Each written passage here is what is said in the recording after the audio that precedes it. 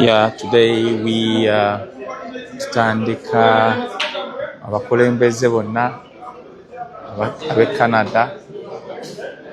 Yes, today is gonna be nice press conference nga wetambula nga buli kimu kyonna wekitambula. No.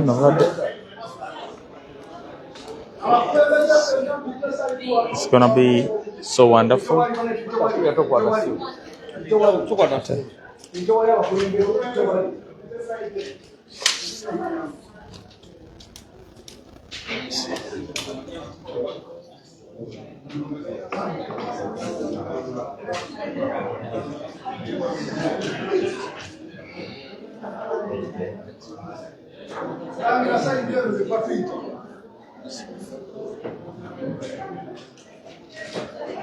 No, we need one guy. Mulangira, twagalawo omuntu omwawo. Omuntu omwawo Mulangira.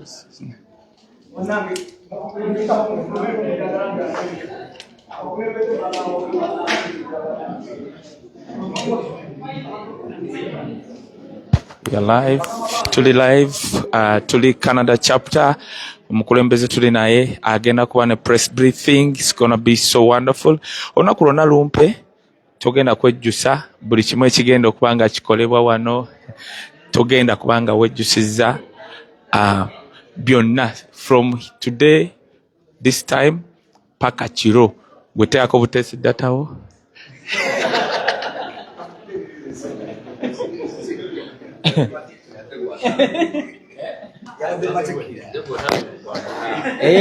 Mama abadde no bisegusi.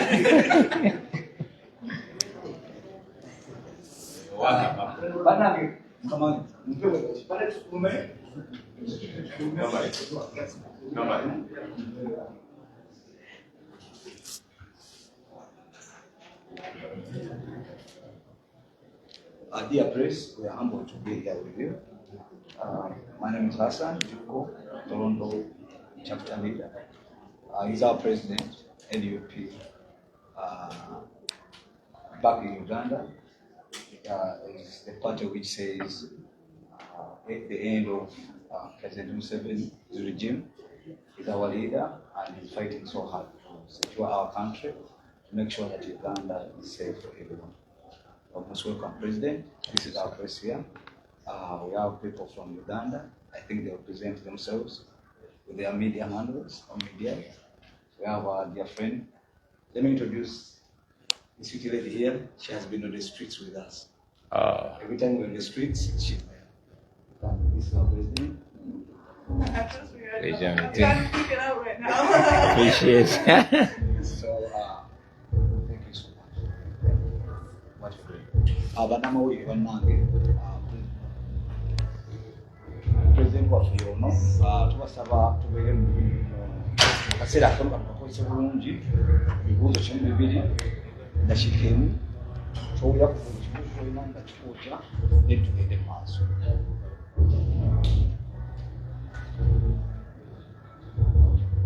Tulina bampadde dakiika 25 mukama wange tuzikozese bulungi. Bagenda kusaako eri you are free to now you are free to start. It's open play. Wanika omukono, you introduce yourself and the media behind then opposite. That's Mami akakalamu. Mr. President, Gausiza Kozi, Zekapara, Answer Channel. Lucha ekisooka kujja amakwekubikira akawuka abiri mu mukaaga. Nga otugumyeko ku nteekateeka ng'ekibiina kya North Stadium mukola nga si kuweta babwetali mu kalulu wabula nga twetaaga obuwanguzi mu ngeri emu oba endala wakati mu buwanguzi bwa presidential n'obwa parliament level mu mbeera bwekyo. Ekibuuzo kyange ekirala kigenda eri Electoral Commission. Tukkiriza nti eri mu mateeka mu ggwanga lyaffe Uganda naye ogirinamu obwesigwa okukakasa nti negenda kujjayo akalulu nga kali free and fair ng'okozesa electoral commission ngayo ekibanga the answer is not otaddewo omuzikizo osaba ekiwe mu nkola eri Uganda na tunakweteekerateekera kalulu yanzanya. Maybe I don't know if it's in order to make it interactive and respond to one after that's the good. other. But I can even speak English. I don't want to bother you so much. Thank you very much, friends, ladies and gentlemen. I'm very glad to be here. I know many of our people are Luganda speakers, but I also know that we have Uncle Bin, who only understands English. So that's why I appointed English. I'm very glad to be here. When a question comes, I will answer the question in the language that it comes. That will guide me. Those that are in Luganda means targeted for certain audience, and those that are in English, the same. Kakati kakalamu ambuza plani ya feya 2026. Tuplaninga tutya. First of all, following byonna byonna ebyaliwo mu 2026 2026 twasazeewo kana akalulu tukagendemu nga kakwekalakaasa oba kakubigaana ke twayise protest vote. Tugenda mu kalulu kano nga tugenda protestinga nga tugenda kwekalakaasa tuwakanya ebikolobero Museveni byatukozeeko era nga tusazeewo mugoba mu mbeera eyo. Si Museveni yekka naye Museveni n'abamutembeeta bonna kuviira ddala ku LC1 paka ku presidential level. So you plan je tugenda ogenda mu kalulu kano nayo. First of all nga tukunga abantu baleme kugwamu maanyi baveeyo balonde. Babaddewo akagenderereka amaanyi kukyayisa abantu okulonda n'obalamalamu amaanyi babyetamwe babiveeko Museveni ayiteeka weweevu. Kye twakiganyira tukunga abantu baffe bonna baveeyo massively bamurejectinge n'abo bamutembeeta. Then eyo si level esooka. Of course tukunga abantu baveeyo balonde naye bakume n'akalulu kaabwe. Bamala okakuuma then bagezaako okakyusa abantu bakalwanirire bonga abantu. Omanyi Omuganda agambe kijja omanyi kinyaga bitono. Bajjanga zekkaba naye ng'omanyi oba naawe omweteekereteekedde. So twagala Bannayuganda beeteeketeeke yengeri gye tugenda mu kalulu kano. Ate twagala ogenda mu kalulu kano si gye singa Bannayuganda bokka naye ng'ensi yonna.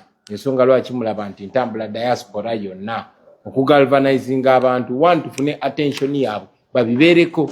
Aleme gamba bagambe anze kasita nsindika y'akasente kasita nagamba abantu balonde babeere mu process eno yonna kuba akalulu tebakabba kwolwo lwennyini.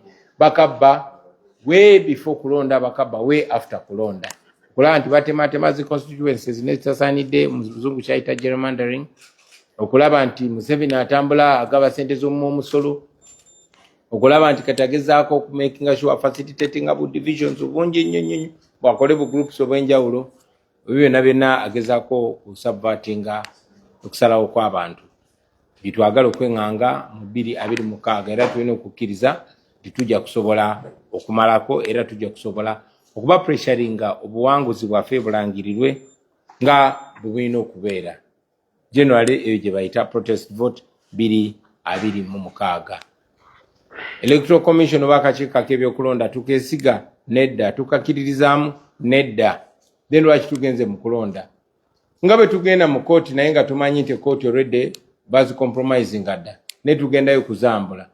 Ne kana akakiiko bwe tugenda okambula.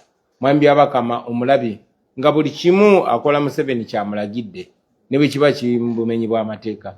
Ne tugenda okumukulonda okumudemystifyinga. Kubanga nga bwe tuwagamba Bannayuganda bakikola juze Kawempe. Omuntu yenna atayina kukkiriza oba atayina bumalirivu era asobola bivaako natagenda mu kulonda kwe Kawempe.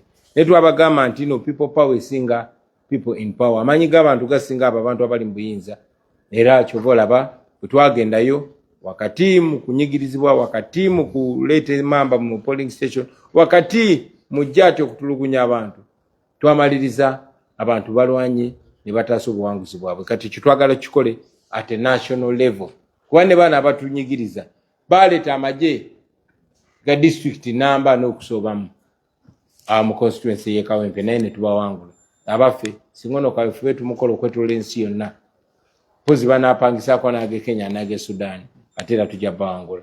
So yensonga yengeri gye tugenda mu kulonda kuno sinti akakiiko k'ebyokulonda kenkanya si kenkanya netugendayo okubaleeguula twagala bastretchinga tumakinge sure nti mu ngeri yonna yonna tukunga abantu miliyoni 49 abali mu Uganda bawangule abantu abatawera 3,000 mu Uganda. Mwebale nnyo. Yes, Ben. Nyanza nnyo Mr. President. Manya nze Kawoya Fahad, MC Uncle Bin, omukutu gwenkozesa. Ebibuuzo byange bibiri. Ekibuuzo ekisooka,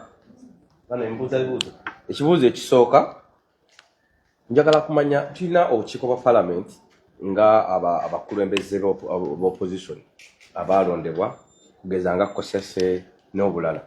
Naye tulabanga tewali activities zitambula mu bukiiko obwo. Kati okugeza nga akakosase omukulu Ssenyonyi okuba lwe yakavaamu ndowooza kalinga akavaawo. Obukiiko obwo President olondoola abantu b'oteeka mu bukiiko obwo nga busirika nga bufa oba bwava oba ffe tutalaba. Ekibuuzo ekyokubiri, Mr. President. Yeah, buuza sebo. Konyeko. Watusoke n'ekyo President. Oba mpadde obuzibu okunsaba okunnyonnyola okulemererwa kw'abo abantu be tuba tutadde mu bifo ne batakola. Kati nfunye n'okweraliikira nti oyinza n'okumbuuza nti owaaye NUP mwe mulonda commissioner. Naye kati commissioner gwe mwalonda kati aweereza gavumenti okikoze otya. Amazima amatuufu nga tukozesa obuyinza obwatuweebwa tusindika abantu mu bifo. Abamu ne bakola bulungi ne batuweesa ekitiibwa ng'ebo olaba Honorable Ssenyonyi, Goreti Namuga n'abalala. Ate abamu ne bataweereza bulungi. Ng'era bwe tudda mu maaso g'abantu bwe tusobola okusindika amaaso g'abantu ne babasalirawo baba bazaayo bate babazaayo. Naffe obuyinza bwe muba tumutuwadde bwe tukole okusalawo. Era tusaba mutwesige tujja kukola okusalawo okutuufu. Naye nga bangi abakoze obulungi, bangi abakozeeko ate era bangi abalemereddwa. Ekyo nno kye kituwa okusalawo buvunaanyizibwa ki bwe tubawa bwe tuba tunaabubawa. Mwebale nnyo mwebale ddala. Oweekitiibwa President, ekibuuzo ekisembayo tulaba akakiiko k'eddembe ly'obuntu ak'ensi yonna kava mu Uganda kajja ekitebe kyako mu Uganda. Ne kiraga ensi nti nga kooti kasobola kukolera mu mbeera eri Uganda kubanga tewa ddembe lya buntu kitiibwa. Kyokka ate ne gye buvuddeko batwalaba vidiyo era ekyakolebwa ng'ova South Africa n'owambibwa ku nnyonyi. Ekiraga nti ensi Uganda erinnyirira eddembe ly'obuntu. Lwaki amawanga gano ag'abazungu gakyakolagana ne Uganda gisindikira abakungu okubanga basobola okugenda mu nsi etali mu ddembe lya buntu? Kiki kyemuyinza okukolawo okubanga twogera nabo okubanga bakomye okubanga babeesigisa abakungu bwabwe okubeera mu ggwanga eritali mu ddembe lya buntu?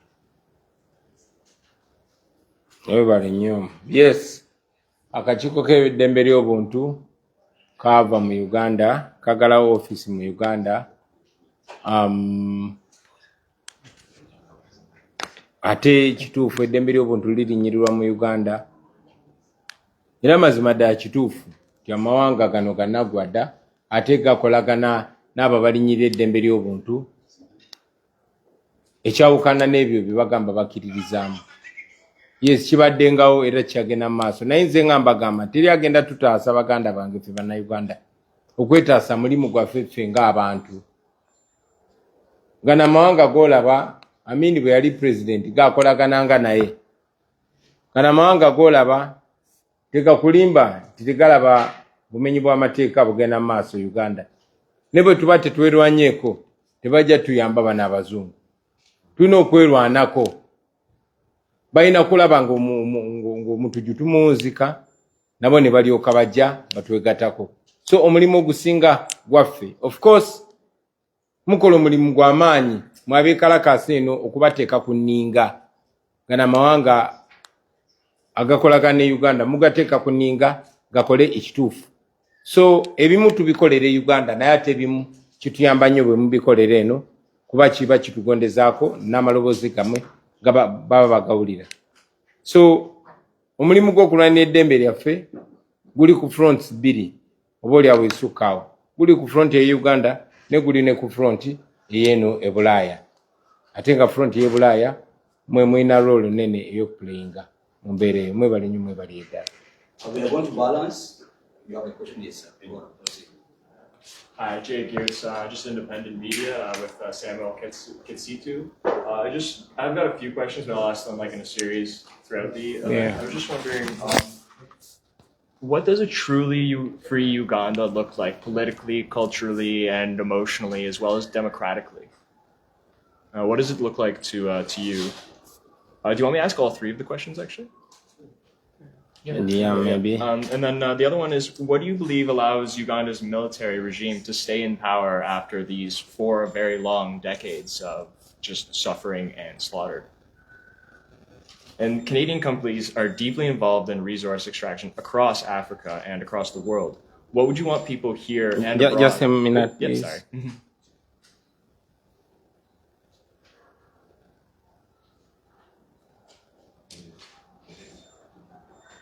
Yes, please ask the third question. Yeah.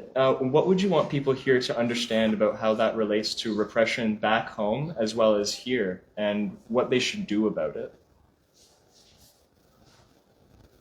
And the final one is, you've spoken about a new Uganda, and I asked this slightly a bit before, but I want to be a bit more specific. And what does this new Uganda look like with governance and democratic models? And that's all my questions. Thank you so much. Thank you very much. The first question you asked in a way relates to the last, but I'll try to give them context. Number one, what is our image of a free Uganda? A free Uganda is where everybody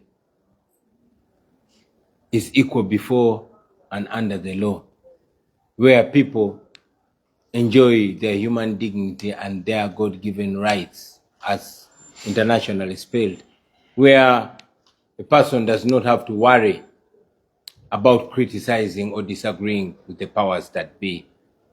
A place where all people are free to be themselves, to worship the way they believe, to live the way they believe. Where people have basic human dignity. That's what I call freedom. Freedom to be and freedom to exist.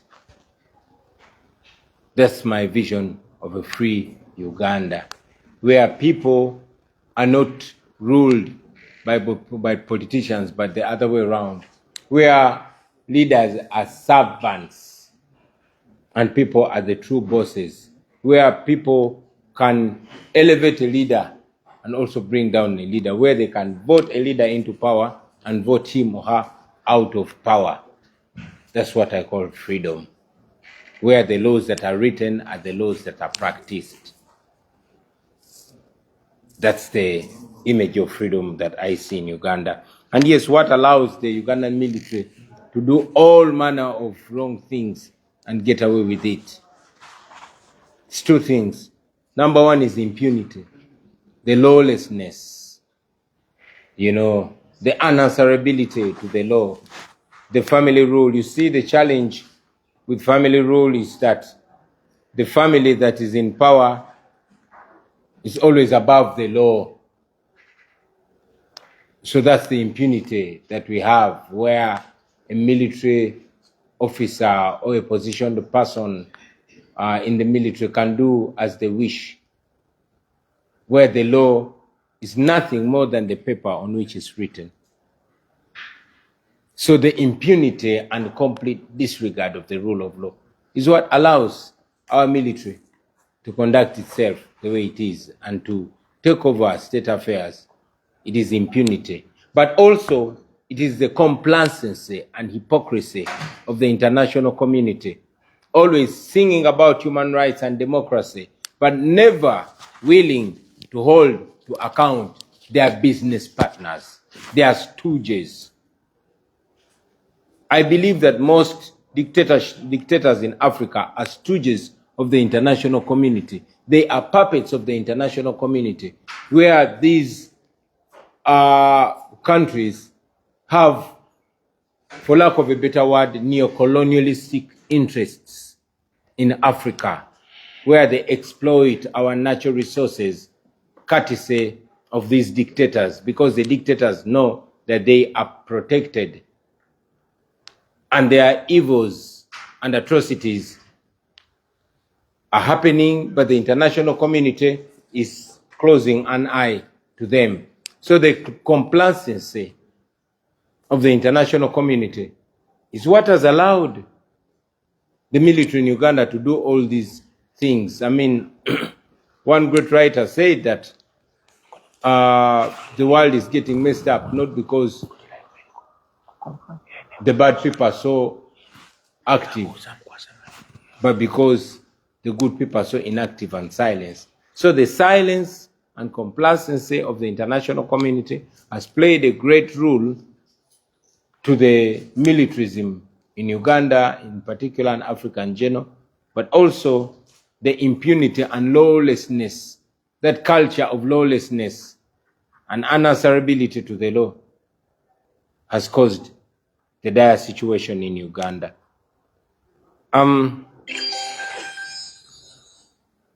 What do we want Canadians to know?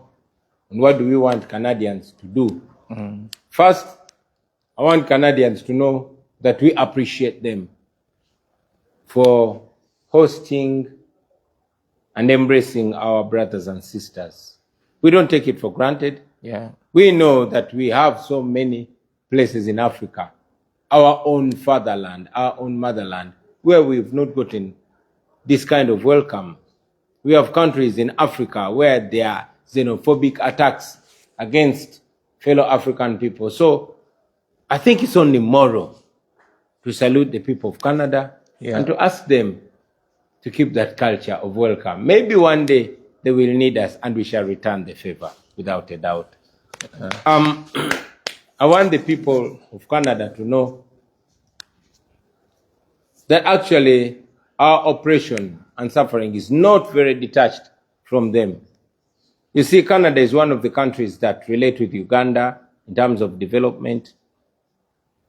And indeed, a substantial amount of aid comes from the Canadian administration to Uganda. But that's not government, that's not politicians' money, that's taxpayers' money.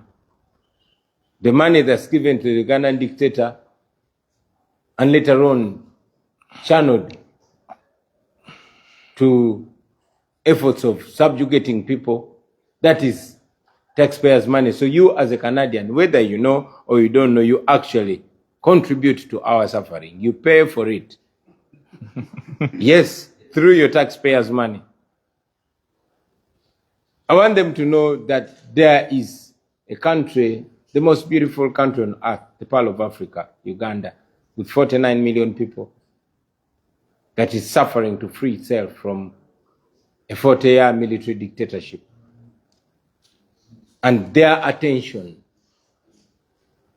is paramount. Just their attention. What do we want them to do? First of all, not to take away their attention from us. Just to see that I'm speaking to a Canadian camera, which is in turn going to broadcast this, my humble message to them, is a great thing, it's a great opportunity. Please keep your attention on us. Democracy dies in the dark. But when we have attention from various countries, then we probably stand a chance of saving this, our country.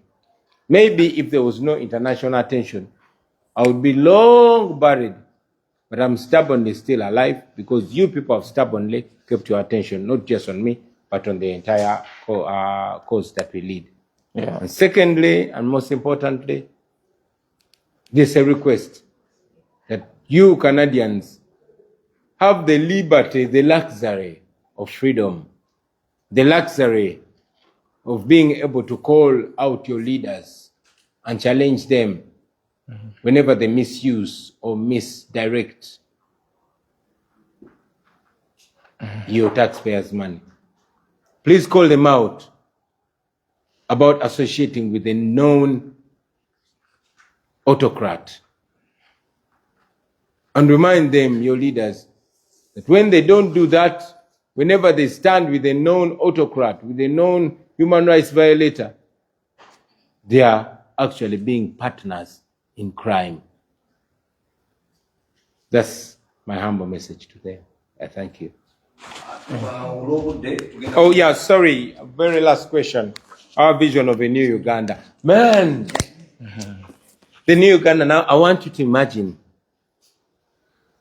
a country, the most fertile place on earth. That's Uganda, where the great river Nile starts from, where we have the biggest freshwater lake, Lake Naruwale, which you call Lake Victoria, with the most enterprising people, the youngest population in the world, the most enterprising people, creative people like myself, handsome men and women.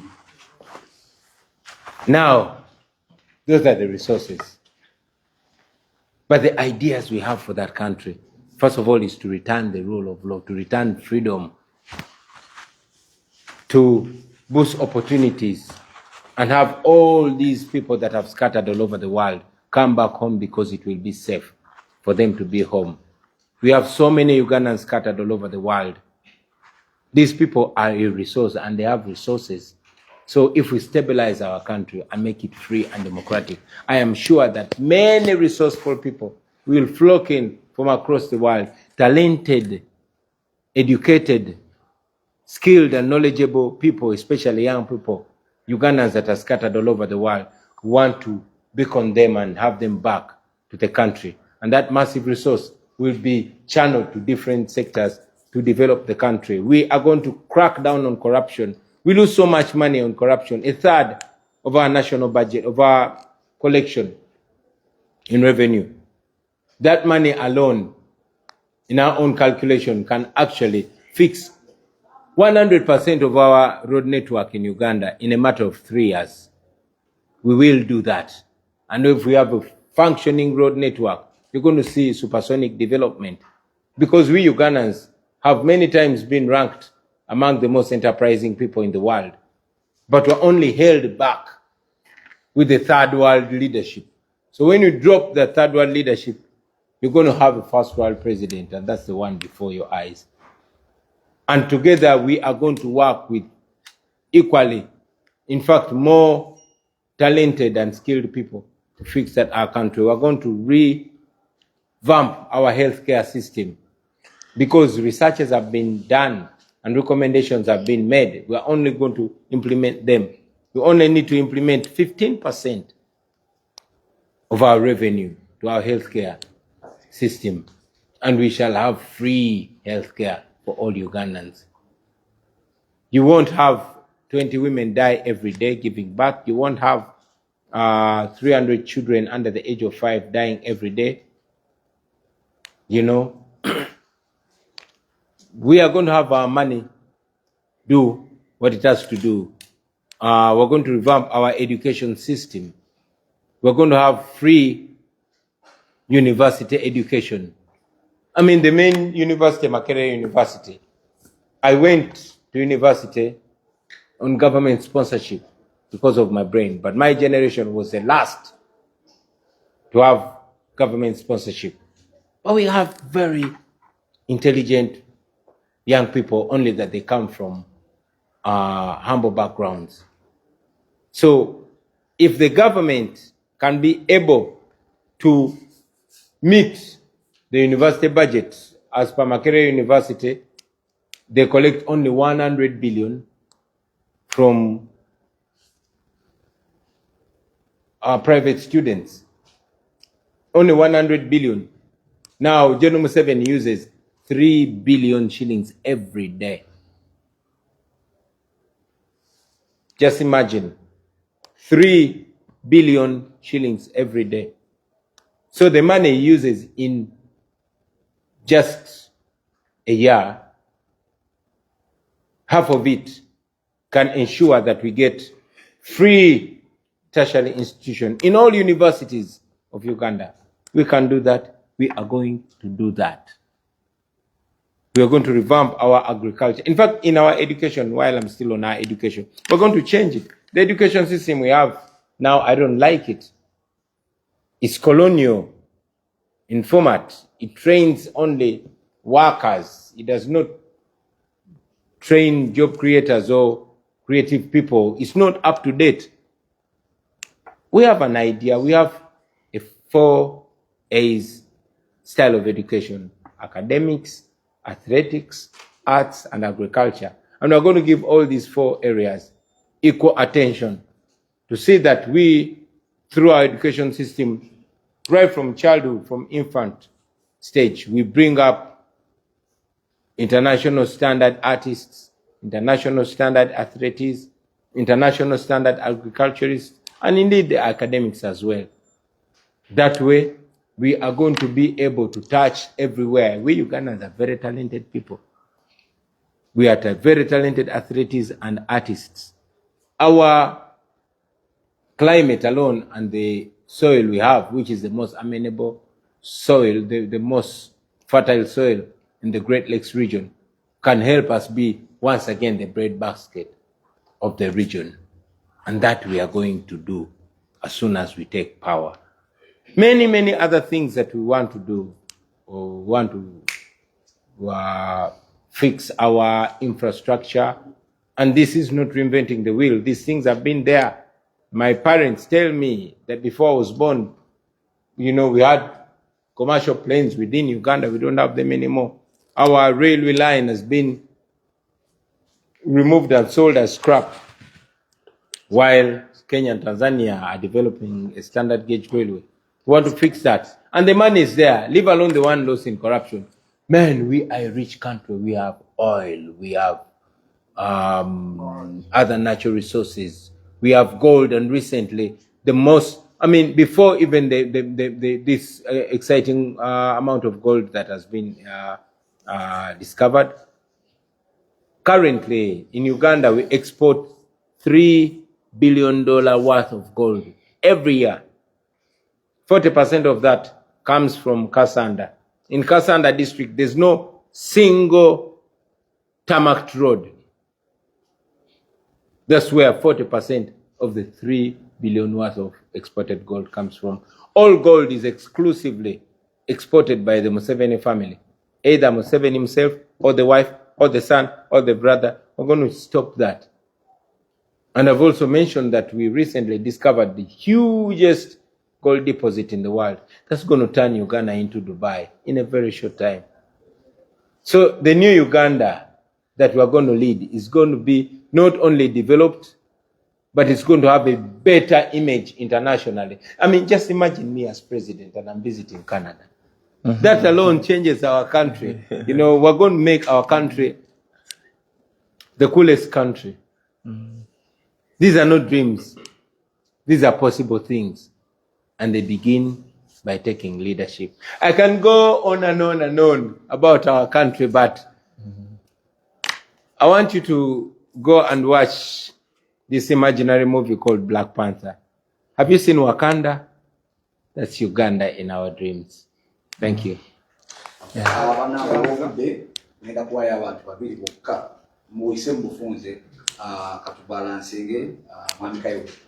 Yes, niyanziza.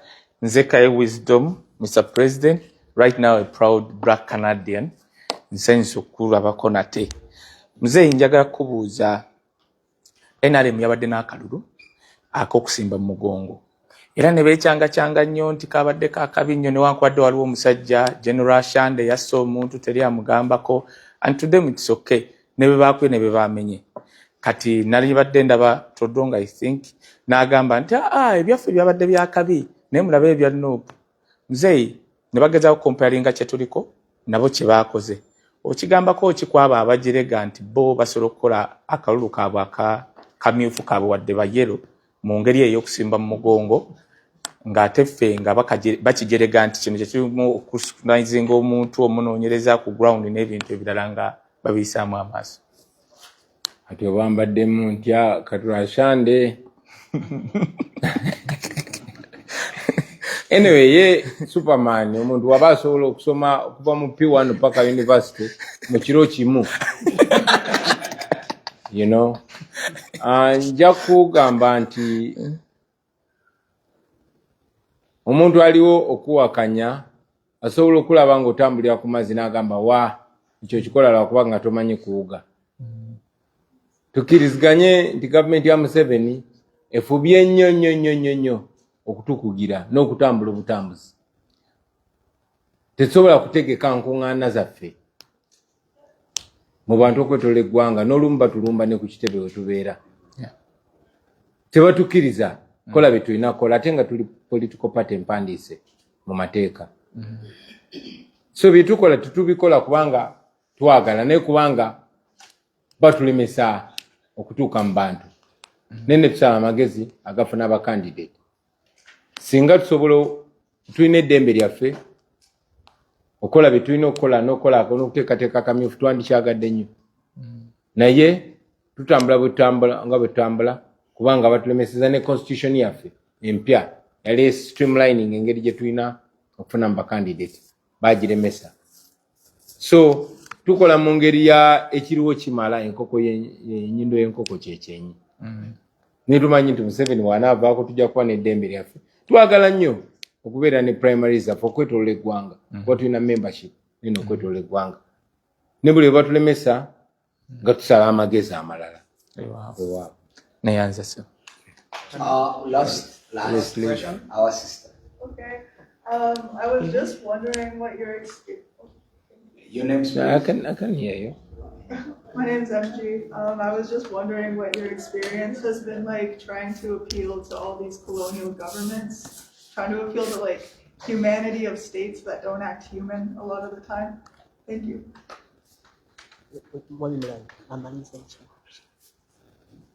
Thank you very much.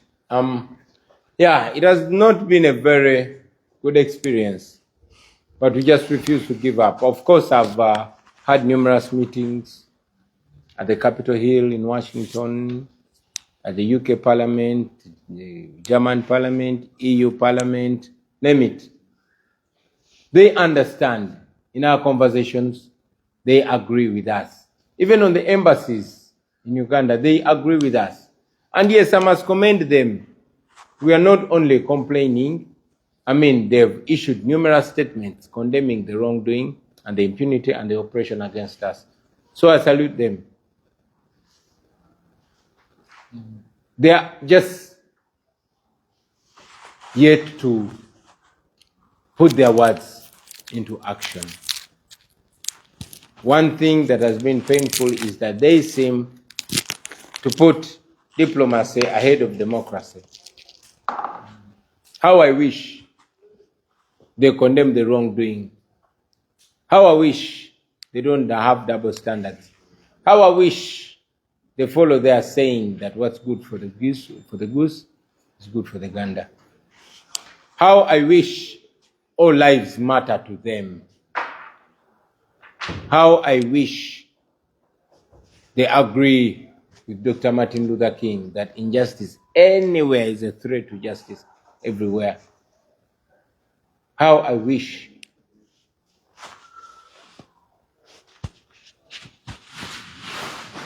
they stand on their principles, both in word and action. But I also know that the first role is us, It's us to fight back. I've seen so many places where there's been injustice and the international powers have either been silent or complacent or even practically involved in those injustices.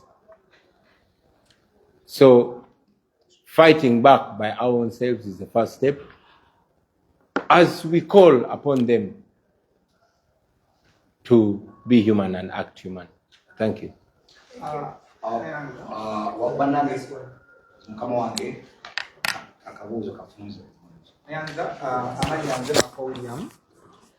Mr. President, ekibuuzo kyange kigamba nti recently Electoral Commission yavaayo negamba nti tegenda kuddamu kuwa ssente ekibiina ky'ebyabufuzi kyonna ekitali iPod.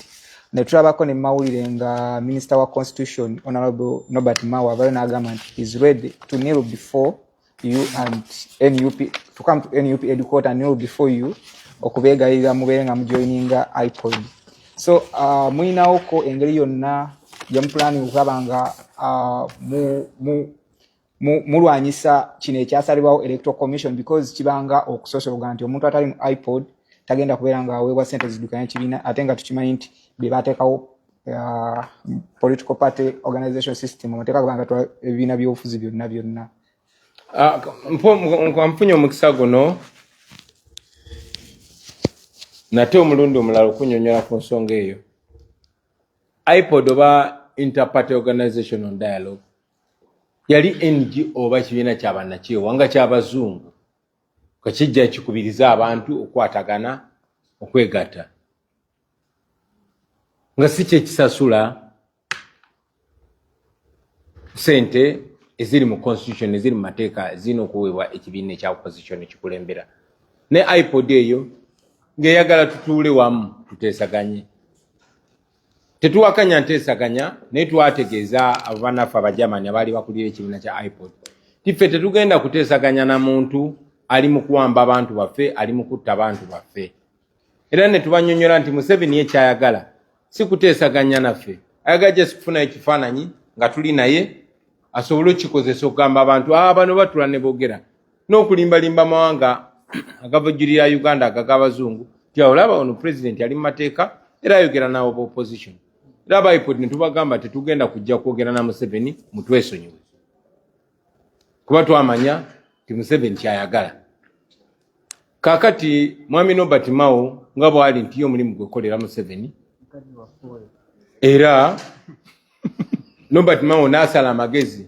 ne baleeta etteeka ne bataleeta mu bulungi nga baagala bakifule kya buwaze okubeera part of IPOD era IPOD ne bagiteeka mu kitongole ekyaliwo kye bayita National Consultative Council so ekyo ekitongole ekigatta ebibiina by'obufuzi byonna mu ggwanga tukibadde part of it. In fact NUP favored vice chairman b'ekyo ekitongole Comrade Katana Benjamin omwanika waffe ye vice chairman w'ekyo ekitongole kuba kiriwo mu mateeka IPOD teyaliwo mu mateeka amateeka tegatukaka tekitukakatako kutuula mu IPOD era ne tugaana kati eno kino ekitongole ekya National Consultative Council ekitugatta kyetuli part of etteeka lino libaleese IPOD bagifudde part of that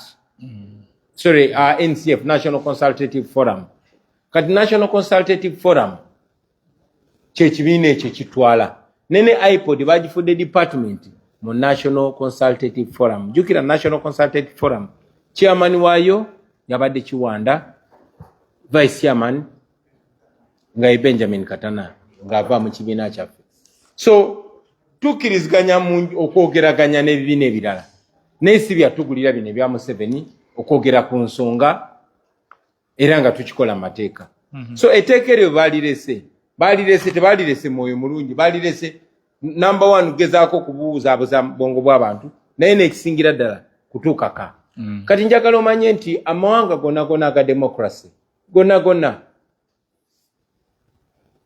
mu mateeka ekibiina ekikulembera mu opposition kiba kirina okusasulwa sente okusinziira ku namba y'ababaka bekiina mu tteeka eryo tewaliwo erigambira nti olina okwogera n'omufuzi abeera mu buyinza ekiseera ekyo no naye kati bino baagala kukozesa sente ezo ezijja mu kibiina kyaffe okutusindikiza tukaka okwogera ne nakyemalira tyoba si kyo ekibiina kyaffe tekizifuna kifaanana ng'okugamba nti owa opposition atakolagana na Anita Amongo oba atakolagana na Museveni tajja kufuna musaala nga MP oba nga meya ekintu kye tulowooza nti kibeera kya busiru ne munnange mu Uganda buli kya busiru kisoboka era ensonga lwaki eriteeka baalitaddewo kugezaako kutu amtwistinga tutogende Museveni tetujja kwogera naye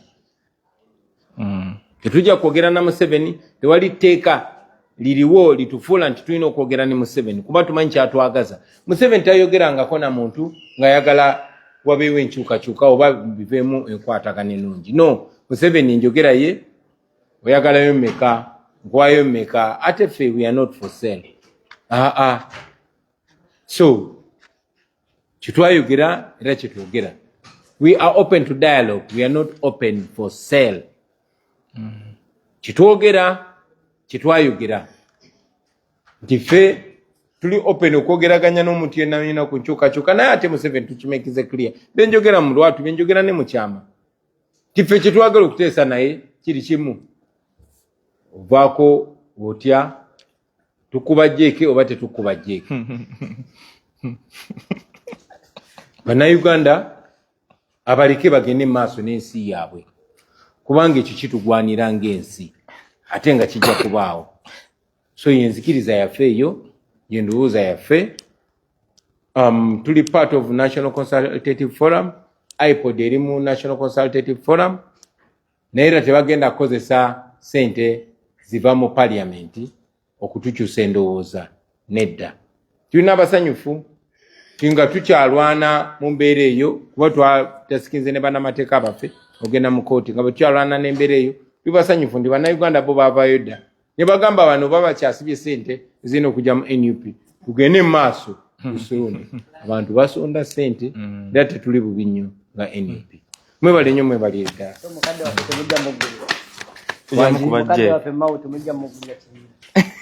oyo mukadde wammwe si mukadde waffe mwebale nnyo mwebali eddala basiba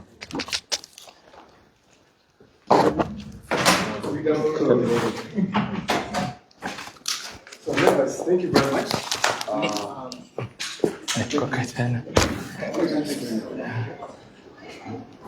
Yeah, conference wetu webadde we mbulaba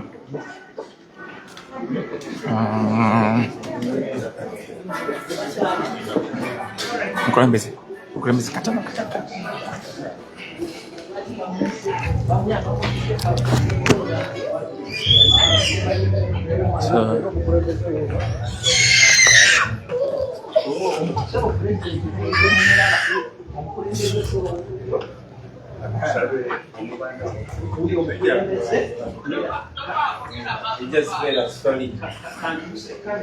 so conference mudakiika musange emu tugenda kuba nga tutambula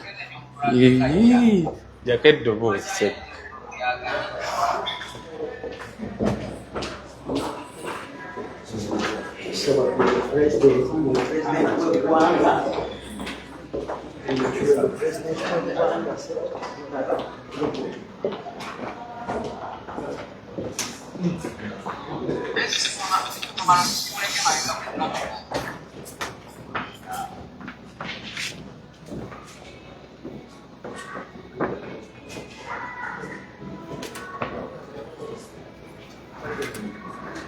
so kakati in 1 hour tugenda kukomawo just nga we mbadde mukiraba tugenda kubanga tukomawo tugenda kubanga era tukomawo live ebadde press briefing okay mweyo 1 hour tugenda kuba tukomawo live ebadde press briefing nga we mugirabye janguka eno mu light katono nnyo tubadde mu press briefing Bannayuganda njagala obebaza mwenna ababaddeko tugenda kuba tuvaako katono tukomawo mu 1 hour conference ng'etandise nowodda wano mukama wange light eri kiri kityawo kati ndowooza okiraba kati mbadde mbagamba nti mu 1 hour tugenda kuba nga tukomawo tugenda kuba nga tuvaawoko gwe tofaako Uganda tumanyi nti obudde buzibye world over akomawo mu conference press briefing nga mugirabye ebintu bingi byayogedde ndabyekawo mu comment abamu aboogeranga nti bannange omusajja ate press conference azikola mu Luganda kati njagala okuddamu eno ng'oggyeko Uganda osobola okwogera ng'omuntu ayogera Luzungu nga gweoyogera Luganda tekinologi yagenda wala buli munnamawulire gw'olabyawo omuzungu abadde ne gundi yenge emuvuunulira bye babuuza n'omusajja byayogera kati bambi obanga okola comment tozikola nga ave Masaka gwe kitegeera abazungu ababadde awo bannamawulire nga gwabuuza wali kimuvuunulira n'oli byayogera abivuunula ndooza mubalabi kati bambi mwogere bitono n'ekirala tetuliwo nti nno bana press conference wetabamu bazungu of course babaddewo n'ekisinga obukulu gwe Munnayuganda omusajja nga mulabye bw'abadde ayogera. So tutandise Canada chapter, we keep the fire burning. Buli muntu gw'olaba wano tuli Marriott Hotel yasasudde sometimes yasasudde mmeka basasudde $120 $200 gye mitwalo gya 5 buli Munnayuganda gw'olaba wano. Kyenjagala okwebaza ndabyeko abaana majority nga 90% bemulaba mu holo bemugenda okulaba batuuze ba Canada. Naye ng'omuntu asasudde emitwalo aga 5 okubeerawo lero bwedda balinze.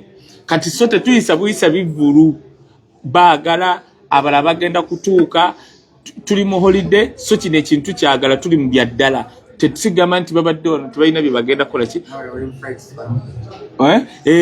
kakati so tolowooza nti boogenda okulaba wano nti oli mukulaba ku barifugi bali Kiryandongo kitegereka. So people are celebrating, people are very happy to see their president, people are so the hype eri waggulu bamulinze kuva ku macha twasuze tetutudde gye twabadde taxi ze batwadde temwandabye ku kisaawa abasinga banne lolo gye babadde bampadde kubanga wabeera wano ffe tumuvunaanyizibwako ku lwa security n'ebiringa ebyo. So njagala bebaze mwena bannayuganda basasudde ssente zaabwe, bannayuganda abali wano abatasobodde bambi kujja kyonna nammwe abamu abagamba nti lwaki tazze Ottawa nga luli we yakikola lwaki tazze eno bannange tugenda mu kalulu ebintu bizibu.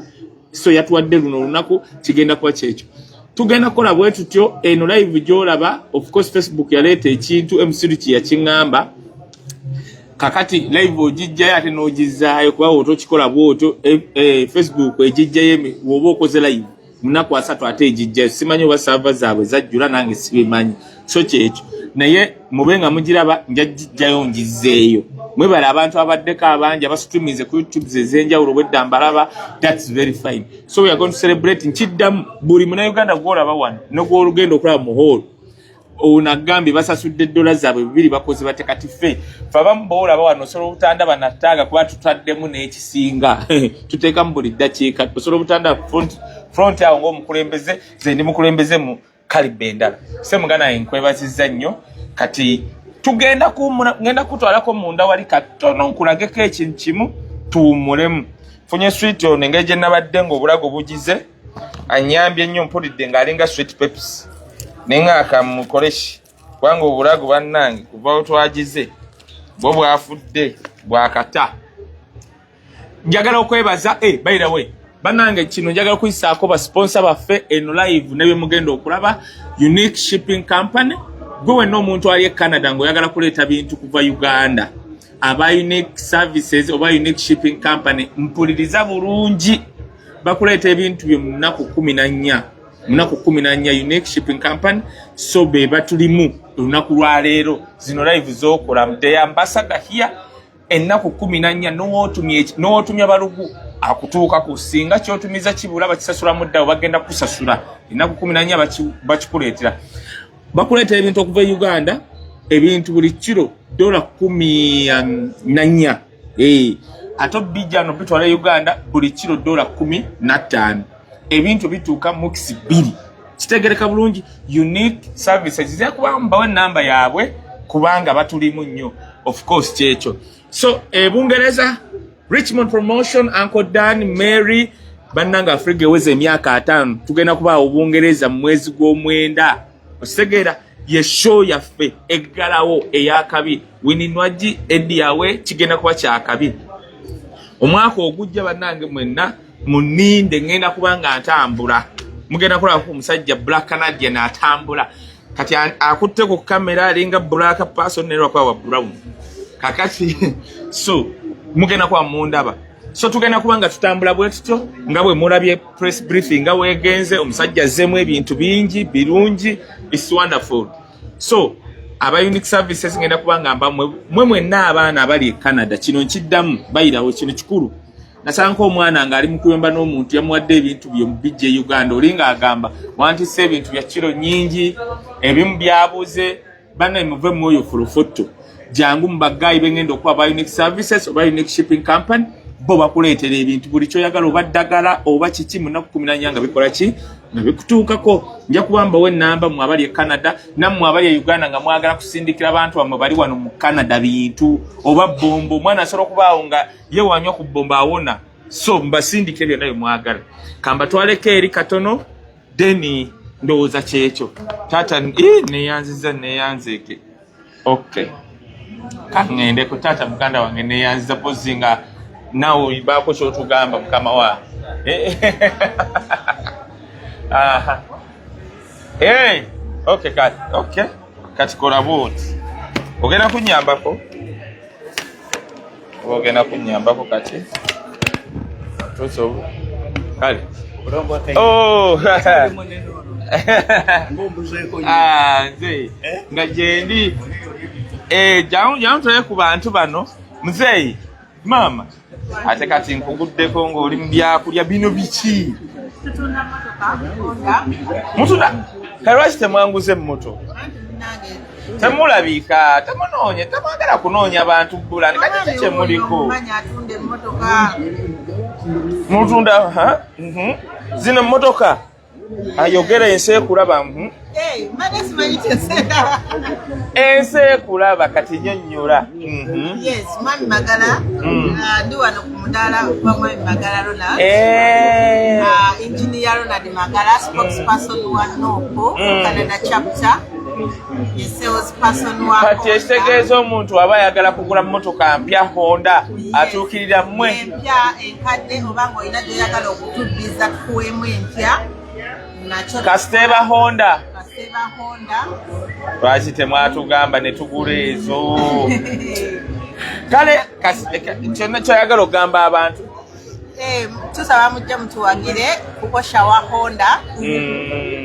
Onoonya Mwami Magala Ronald is the sales representative. Amina mami. Katujje tutambule mpola wangi mpola.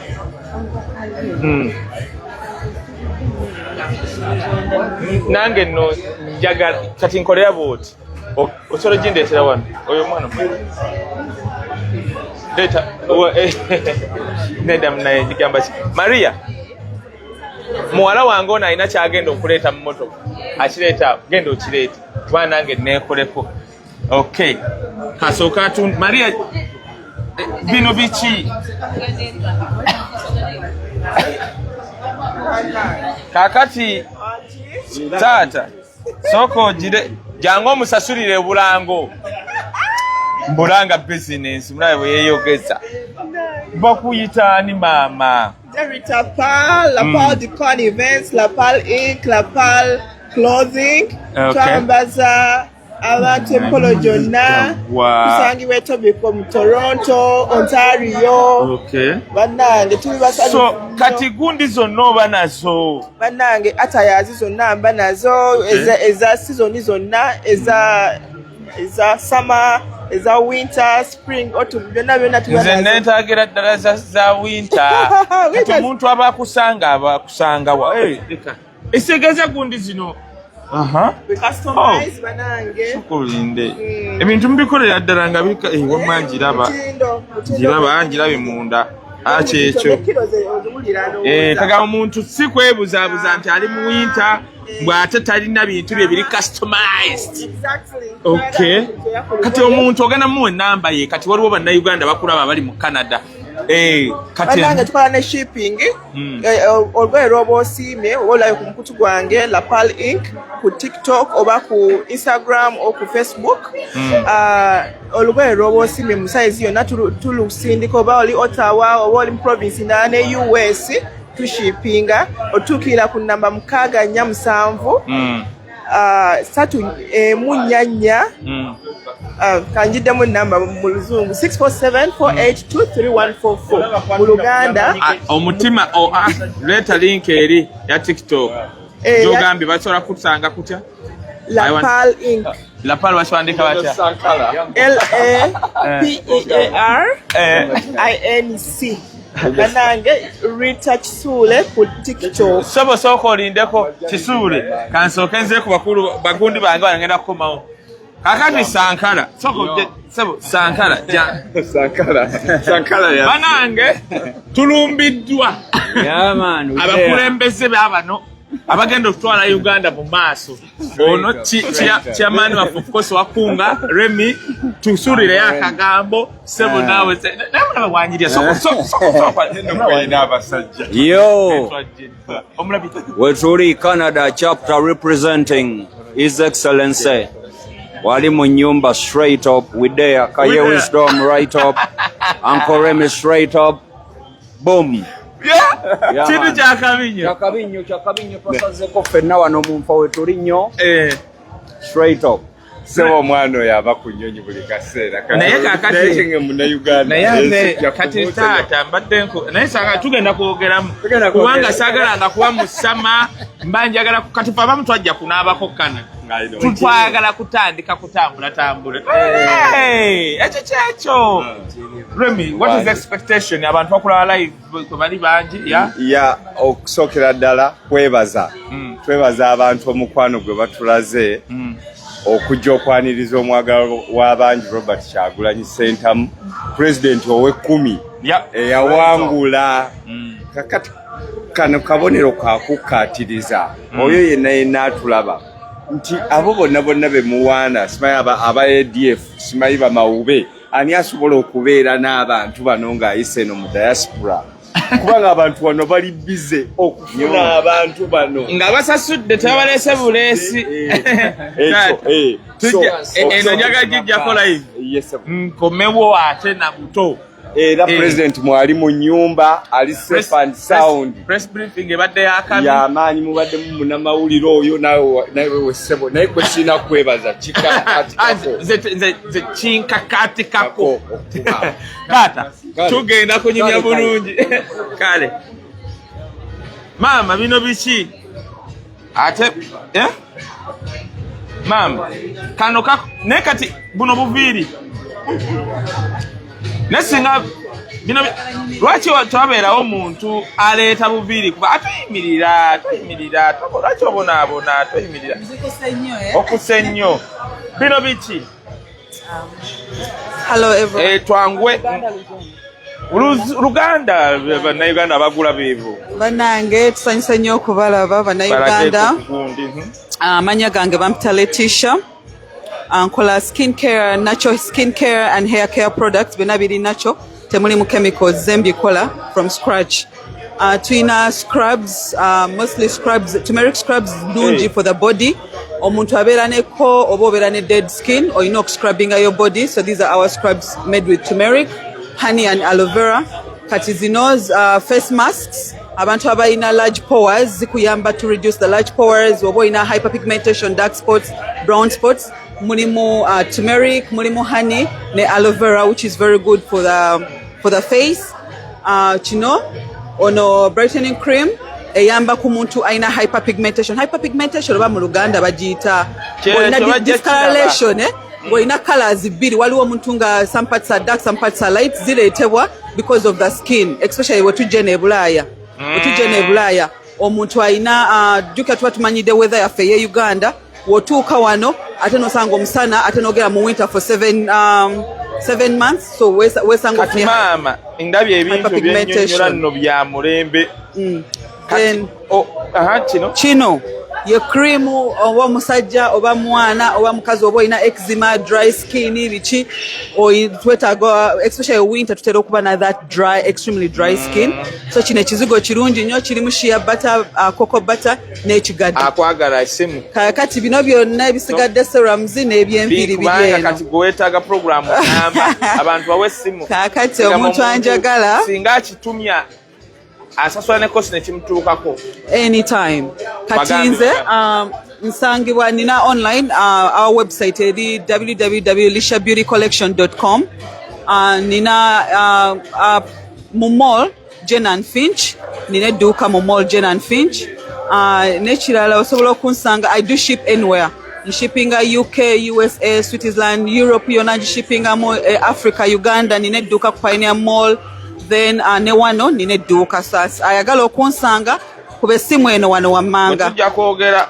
437-254-1986 again 437-254-1986 oba oyagala genda ku mutimbagano ogwa Google www.lishabeautycollection.com oba oyagala ku Jen and Finch abali mu West edduuka nina then ya Uganda Pioneer Mall mwebale tujja kwogera njagala mujje mulabeko kantu wano nzija kati okyalya abo bagula batunulidde gwe njagala jangu nja kuba njagala olage background eni bwe tukomawo taata mukama wange semberako eno bwe tukomawo bana we don't have copyright on the background music bwe tukomawo mukulembeze wanaabajja kubanga eno live yawadde press briefing tugenda kubanga tuyingira eyo soko balageko katono iraboti sembera wali bana wange obadde ki toyingira nnyo obalaba ekyo eyo ye part 2 komayo mabega eyo part 2 taata olina kudda buzzi mabega kameramani eyo gye tugenda bateeka kati nga we nabanyonyodde wana ebintu tulina maama jangu olabe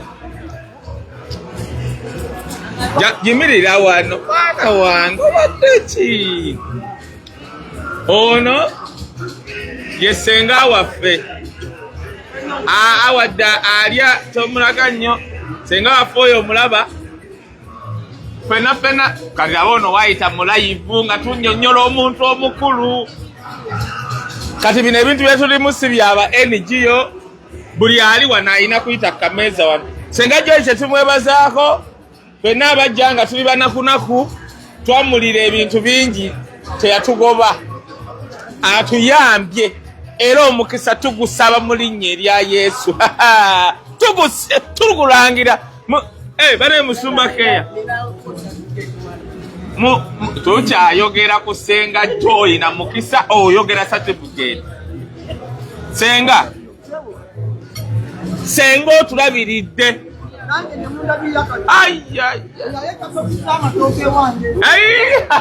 kugenalya galinga kutya naye nga tusanyusa okulaba senga mwebala omulimu gwe mukola oli live ensi yonna ekulaba tugenda kutulako tudde ku birala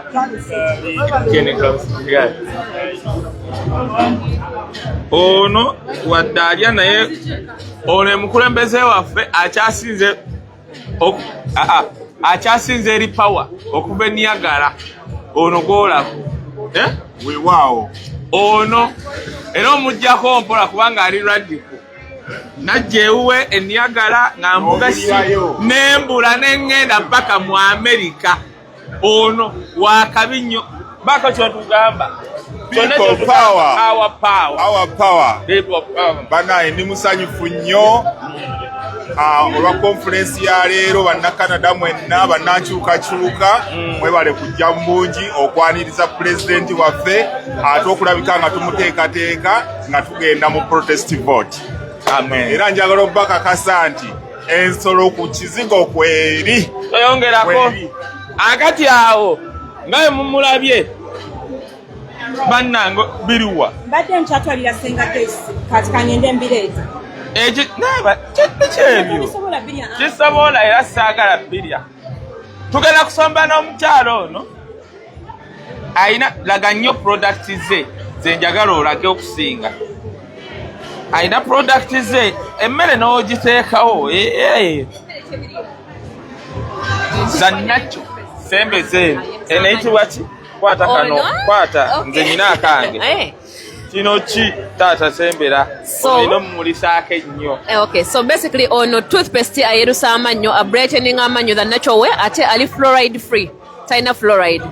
So abalina amannyo agali sensitive aganyinyira ebibono ebirwadde abalina akamwa akawunya ono ate wetaaga ka portion katini nnyo nnyo ono yes talingo kunyinyira kukola ki kwata yawe birala nga n'okwerusa nono slimming ti abagala okusala weight embuto ezigeze okusala amasavu mu mikono ono slimming ti yeah then ninawo obutightners buno bw'abakyala abalina recurring fungal infections ng'obeera olwala infection zikulemeddeko tezigenda oyina akaswa akabi wansi oyagala n'okutighteninga buno weebuti ako kakulu nnyako ova wazaala nosigala nga size yazaala abaana bazibu nnyo ennaku zino kano kakwate bulungi kano kakulu bagambye nze iraga akantu kano bagambye n'oba tewazaala okufunza ogambye okufunza oyina fungal infection oyina biki weetaaga akantu kano mwana muwala oba oli Canada oba oli Uganda omwana ayingira mu kisenge n'ajjamu nga tannajjamu ni kanoga kano ke bayita batya tightener, ladies tightening. Yes. Kwata pen n'olupapula ogenda kajira kati nyina ne kano abalina nedda sirubugo zino bwano like ebigambo mbanga wabaddewo byakuba amanyi ndi live oshigira mbanga atamata mu mpaizo za omanyi ndi live okuba simu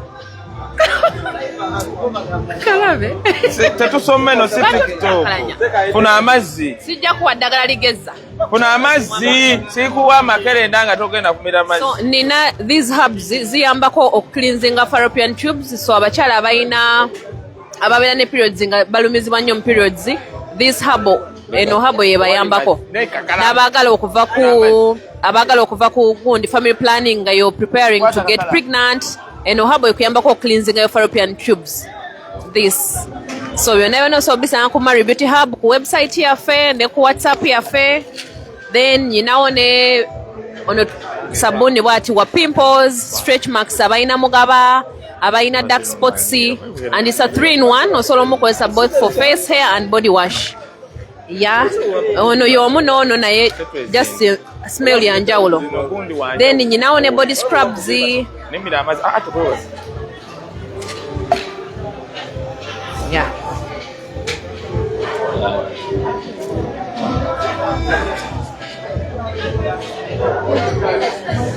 Maria wanje kakankubuuze olina okunnyonnyola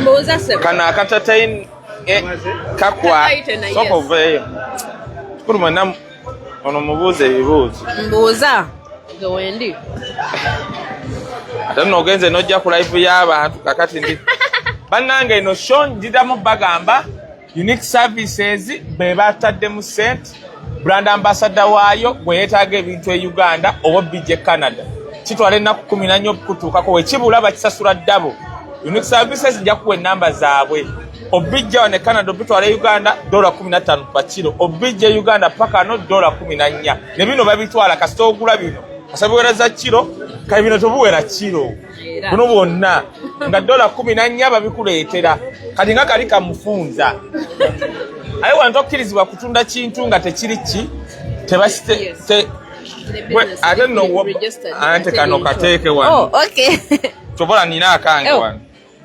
tokkirizibwa tunda kintu Canada nga gavumenti tekisatisfyinze si bye bye Uganda ebyo kati we bagamba akantu weefubeeko gwe mwana gwe muwala kale kiriwo ekirala leeta yabulalawo obulala nina zino body scrubs megawankutte komenta abuuziza leero Jaden yawerekedde pulezidenti Jaden aye twagala ba Jaden nalukoola gwabuuza Jaden nalukoola badde ajja kwogera tugende tunyiige kubanga agenda agamba akalulu kange bakabbaneka n'ogamba nalukoola abadde buli yali alabye walaba firimu omusajja gwe bayitanga Billy Drago nalukoola agenda bannange embodonga agenda okumalayo ekigambo nga nze neebase nalukoola tukulinze omwaka ogujja kati weweteeka nno n'okubala ekulaga abantu ennamba weeri njinena ekyo ki ono body scrub abalina skin eziri dry naddala ababeera ne bino wali dry kakuyambako omubiri gwo ne gufuuka soft and smooth naddala omwana omuwala kiki ekikubeeza n'omubiri nga gukaluba olina okukozesako ka body scrub nga kano kabrighteningako ne skin kano ka flavor yamusenge n'obanga ali ne musajja munne omwana nga omubiri gulinga kyennyanja ne shiputi omwana ava ku shiputi we nekkubye ebintu biibino tewajja Canada kubonaabona wenna weyambudde oyambadde empale ennya omubiri gukaluba oli oba biki nina ne bulipstick buubuno bwakabi bwatabu kali bwe kati naye okateeka ku mumwa gufuuka gwa pink so it becomes natural pink naye wano kali colorless so basically it looks classy Tatagamu ne tutula nonyonyola abantu. Yonna Mary Beauty Hub nze mbirina. Kati soko badizeeko kaadi awo. Ye kaadi gibadizeeko awo bakoppe. Olina yeruwa. Ya. Giteeke. Okwo kwakuli ennamba gikwate bulungi awo giraba ku kamera. Ennamba eri mabega. Ennamba eri eno. Abazungu bannange. Wedde obalaga bulazi kizigo. Sembeza wali bagirabe. Ogiraba sebo. Wedde abalaga ki? Ne bannange gisome nga wogisoma nga bali bali kulaga. Ennamba eri 4. Kirekaawo bagibe nga bagiranga ono wasoma. Kale eri 4377663. Osoma nga mandwa. Adde yogenda wa. Kale. Yogera mpola. Ye bane ne Dubai twaguddewo branch. So products zaffe gye ziri Dubai. Azogena kumpa nenzi tusobola kumpa kamufunza. Nja kuwa toothwhitening toothpaste na yerusa amanyo gwe njagala okuwa. Okomewo mu weeks 2 otuwe. Neto olina kamugazi ya kufa abasajja bakira ba. Teka naawe. Gwe wetaaga n'ebintu bino. Ako gwe abakwogerera kageza size. Ani. Kati ne wendi wano neewulira kyoga kati. Kati tumanyi gwe gwamanya ekituufu. Kati kano okakola otya? Okesiiga ka lotion. Lindako okesiiga otya? Nga we weesiiga ku gundi. Ng'ebizigo? Wansi. Ate ogenda kesiiga ku mutwe. Nyonnyola akantu. Ono manyi yagejja nnyo ye tayagala kugira. Wamma tunuze. Wabula era leeta wano nteekeko. Kati basibule n'ennamba y'essimu. Ennamba yange y'essimu eri 4377663420. Then ab'e Dubai eri lindako kati. Nga waleeta ab'e Dubai Anna Bridals banaye mu mwezi gw'omwenda tugenda kubeerawo Hamilton DMC nga tuli mu fashion show ya Anna Bridals. Mwenna mukimanyi tewajja Canada kubonaabona sigo wajja okuzimba ebijja byewamwe kitegeera. So buli kyenkugamba UK tugenda kubeera ogw'omwenda na Africa Band wininwagi na buli kimu kyonna ku Regency UK ogw'omwenda tuva wano Anna Bridal tuyingire UK na Africa Band. Wow. So ab'e Dubai ennamba eri 971523306 ab'e Dubai. Bane byebyo. Kamba sibule tugenda kukomawo mugenda kumpa eddakiika 4 tukomewo ku live bulungi tovaako leeta wano. Products ziizo.